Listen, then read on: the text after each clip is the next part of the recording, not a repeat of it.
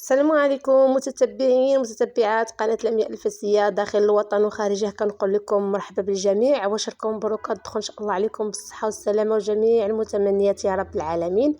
اليوم ان شاء الله جيت نشارك معكم واحد الفيديو من سوق الخضار، نتمنى يعجبكم.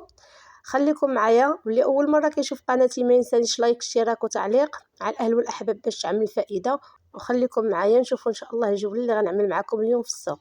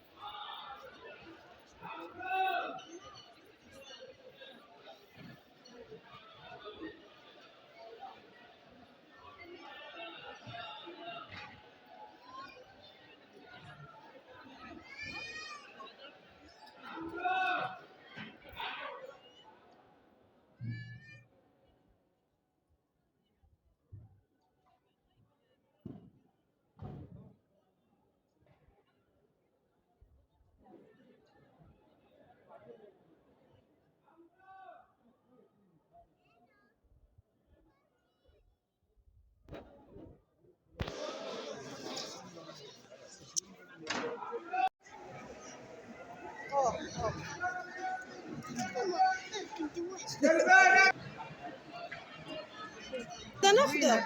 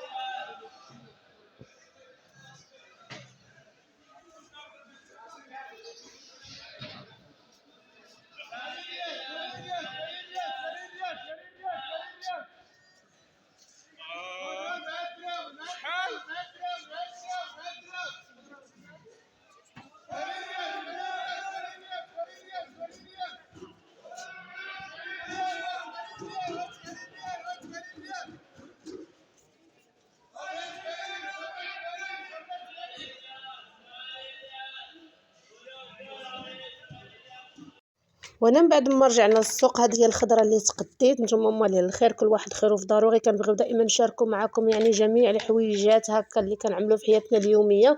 كما شفتوا معايا في السوق، يعني الله يحسن العوان للجميع، حتى شي حاجه ماشي سهله. طرف الخبز صعيب بزاف.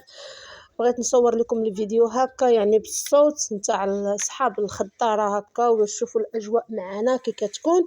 بالنسبه للخضره كي قلت لكم وسمعتوا معايا ب4 دراهم، يعني ما شاء الله زوينه وجديده باقا طريه كما كتشوفوا. يعني جميع انواع الخضره مخلطه ب4 دراهم. بالنسبه للجلبانه خديتها انا ان شاء الله كتعجبني. كناخذها قبل هكا في رمضان وكنعملها في الكونجيلاتور، كتعجبني هكا في الطويجنات. خديت منها 4 كيلو ان شاء الله نقيه ونوجدو عاوتاني ونولي ناخذ عاوتاني منها باش كتبقى ليا كتعجبني انا. وهذه هي الخضيره ديالنا: مطيشه، بطاطا، خيزو. انا دائما البطاطا على حسب الوليدات كنكثر فيها، وكل سيمانه كنتقدا يعني الخضره. بالنسبه للحم والدجاج والسمك هذاك خلاص كيجيبوه مول الدار، وكل نهار ونهارو كل نهار ورزقو. انا خديت لاريكو الخضره حتى هي ان شاء الله غادي نقطعها ونعملها في الكونجيلاتور. مازال ان شاء الله حتى هي غادي نزيد منها. وبالنسبه للخضره دائما كل سيمانه من الاحسن باش كتبقى جديده، ما كنبغيش ناخذ كميه اكثر من هذه.